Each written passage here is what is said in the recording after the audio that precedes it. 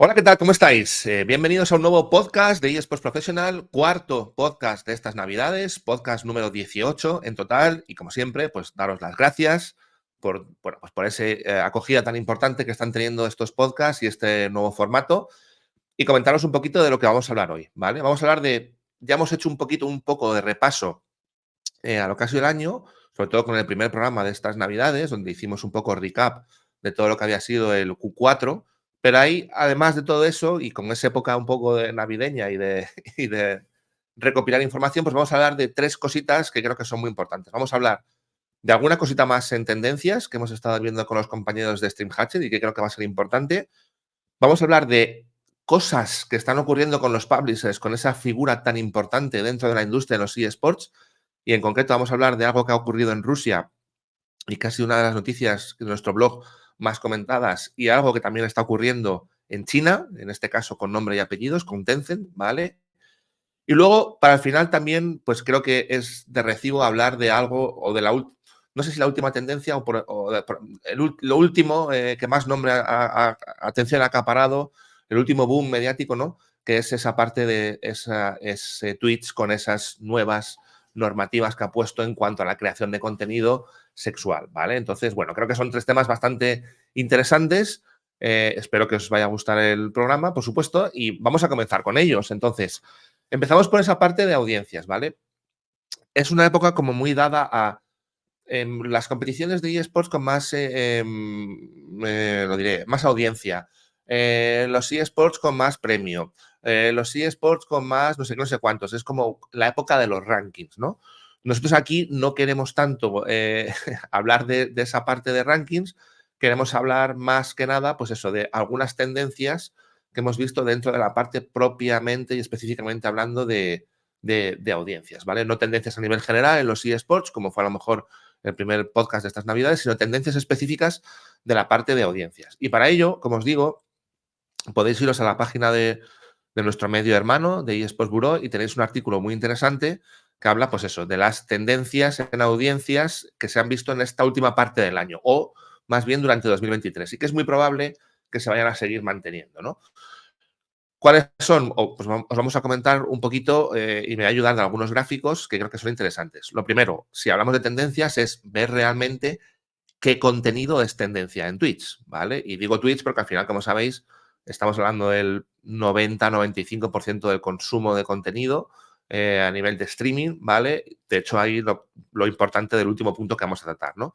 Pero para que os hagáis una idea, League of Legends y Grand Theft Auto 5 son los trending topics, en el sentido de que son los que han generado más horas de visionado a nivel general, ¿eh? No hablo solamente de eSports, evidentemente, si incluyo Grand Theft Auto 5, pues no es de eSports, pero es que League of Legends y Grand Theft Auto se llevan cada uno 1,5 billones de horas de visionado. Y es extremadamente interesante el ver, esto es como una duplicidad, ¿no? League of Legends, contenido competitivo. Grand Theft Auto no es contenido competitivo, pero evidentemente si está ahí, no es solamente por el videojuego, que también, sino por la parte de creación de contenido, porque los creadores de contenido pues han estado utilizando Grand Theft Auto 5 como una gran máquina de eso, de hacer contenido interesante, ¿no? Entonces, fijaros que en los dos primeros puestos y empatados estamos con lo que es la parte puramente de eSports y la parte de creadores de contenido, que es como la gran, si no amenazo, la gran guerra entre ahora mismo las dos partes que están generando esas horas de visualización en Twitch, ¿no? Muy interesante que entre los dos estén a la par, 1,5 billones, y como digo, dos tendencias claves, eSports y los generadores de contenido, que en muchas ocasiones le han arrebatado ese podium, ¿no? Ese primer puesto a la parte puramente competitiva de los eSports. Francamente interesante. Luego, en tercer lugar, tenemos con 1,1 billones a Valorant, luego con 712 millones a Fortnite. Es muy interesante ver todo el tema de Fortnite. Hablaremos, perdón, de Minecraft, perdón, estoy hablando de Minecraft, que está muy a la par con Fortnite, ¿vale? Es también muy interesante ver estos dos metaversos, porque podríamos calificar a cada uno de ellos como sus propios metaversos, cómo están ahí, ¿no? Un poquito por detrás del resto, pero porque además también dan otro tipo de contenido, otro tipo de creadores de contenido, más que creadores de contenido tipo Illo Juan, Ibai, etcétera, etcétera, es otro tipo de contenido, no digo menos profesional, pero es como más, a lo mejor, pues para educación o para otro tipo de público, ¿no? Y luego ya, pues, juegos como Counter, etcétera, etcétera, ¿vale? Aquí, ¿qué es lo más importante también? Ver, pues que a nivel de categorías, Just Chatting se lleva la palma, porque son 3,3 billones.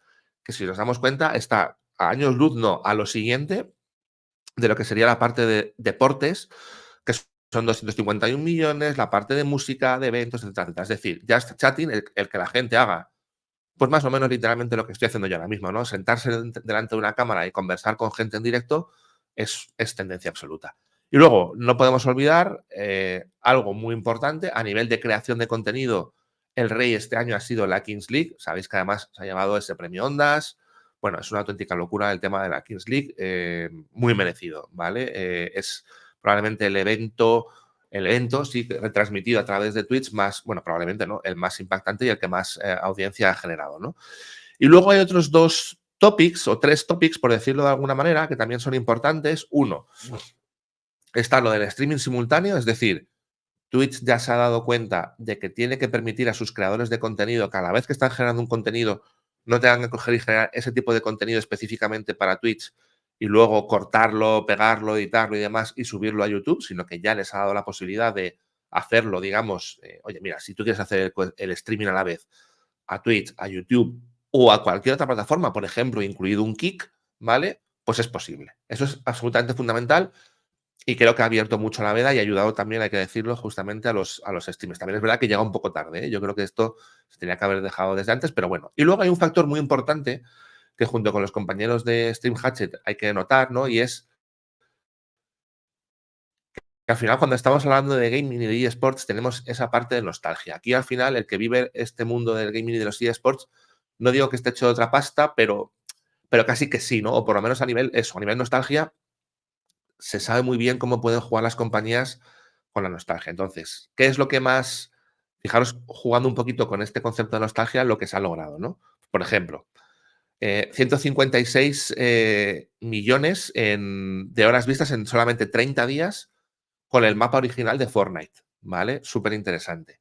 Por ejemplo, el Resident Evil 4 Remake, que ha sido, literalmente es un remake de un juego muy, muy diferente, muy bien hecho el remake, pero son 52 millones de horas de visionado. Un remake como Dead Space, 14 millones.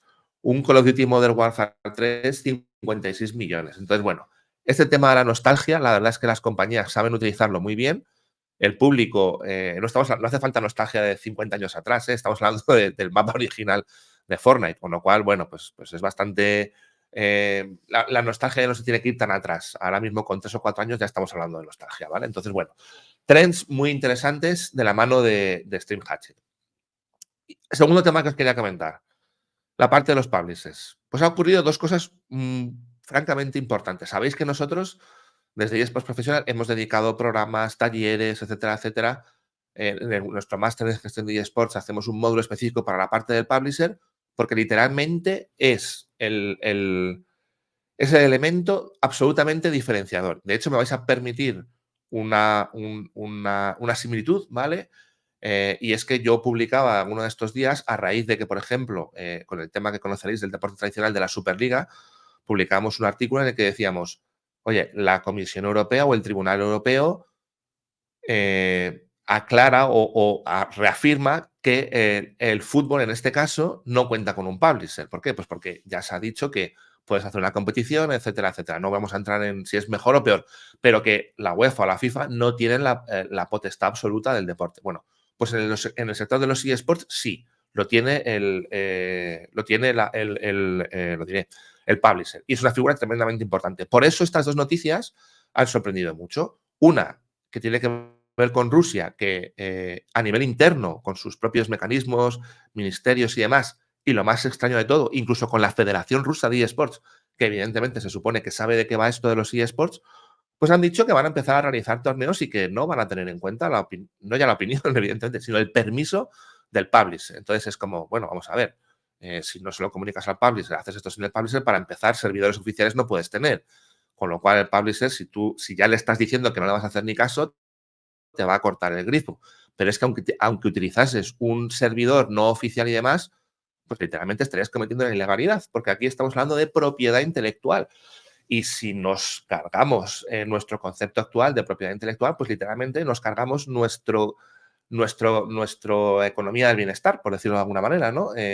Claro, hay que ver qué países están diciendo esto y qué perspectivas o qué, qué interpretación tienen estos países con respecto a la propiedad privada.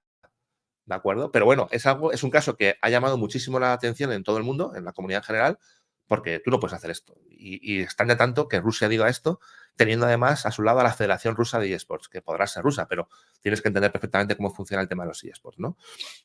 Por lo tanto, el publisher es como muy omnipotente. Pero, y esta es la segunda parte de esta noticia, siempre tienes un, ¿cómo decirlo? Siempre tienes alguien por encima, aunque ese es el dueño de todo. En este caso, ¿a quién puedes tener por encima? Pues al público, porque si haces algo que no te interesa, el público dice, dejo de jugar a este videojuego y me voy, y adiós tu negocio.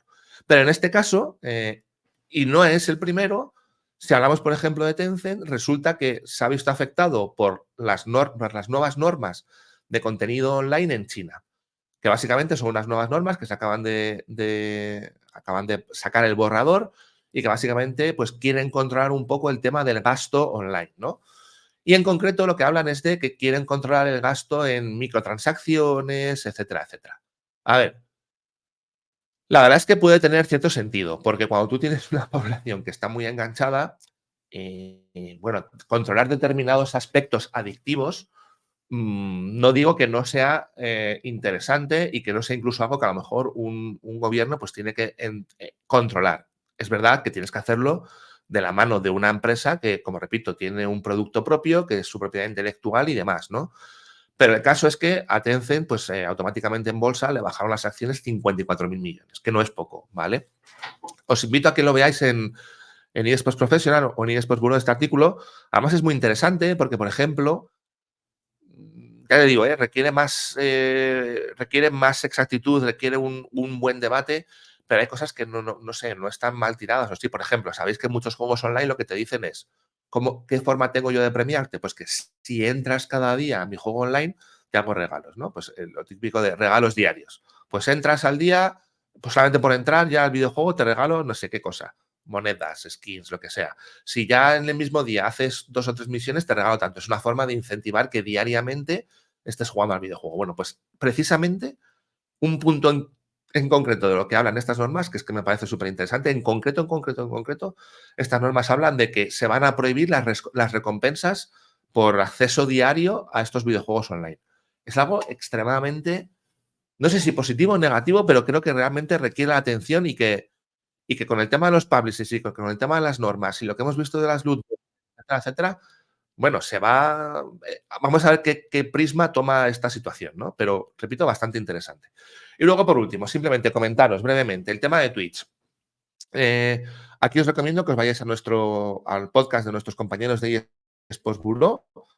El podcast creo que era 53, si no me equivoco, que es el de Gamer y Twitch, porque es bastante interesante. El resumen es, primero, permite una serie de contenido o cambio mis normas sobre el contenido sexual y establezco unas nuevas normas que dan un poquito más de pie a generar ese contenido sexual, ¿no? Reacción de los creadores de contenido. Se pasan. Yo creo que es algo que evidentemente Twitch ya debía de tener previsto, pero no solamente eso es a lo mejor lo más importante, que yo creo que eso cualquiera sabía, que, pues, que la gente intentaría llegar a la línea roja, ¿no? Sino que para mí lo más importante es que no han sabido entender a su comunidad, porque la comunidad se ha quejado muchísimo. Da para otro podcast entero si la comunidad tiene o debe de poder quejarse, ¿vale? Esto es otra cosa. Pero el caso es que tu comunidad se ha quejado. Y yo creo que tú deberías de haber sabido como Twitch que tu comunidad se iba a generar. Por lo tanto, si lanzas una norma, la comunidad se queja y automáticamente reviertes la norma, eso automáticamente significa que no conoces a tu comunidad y que estás haciendo una prueba y las pruebas se tienen que hacer como se suele decir, con balas de fogueo. Porque si algo tiene Twitch es su comunidad y hacer estas cosas en contra de la comunidad no tiene demasiado sentido. Así que bueno, de aquí, como os digo, os recomiendo que vayáis al podcast de eSports Bureau, donde hay una charla muy interesante. Aparezco yo, aparece mi compañero Alejandro y creo que ahí os vamos a resolver muchísimas dudas, ¿vale? Nada más, espero que os haya gustado el programa. Siempre os traemos lo más novedoso. Volvemos la semana que viene con los últimos programas de las Navidades y seguimos informándoos de todo respecto al gaming y a los eSports. Muchísimas gracias por estar ahí, por ese apoyo que nos estáis dando constantemente y esperamos volver a veros pronto.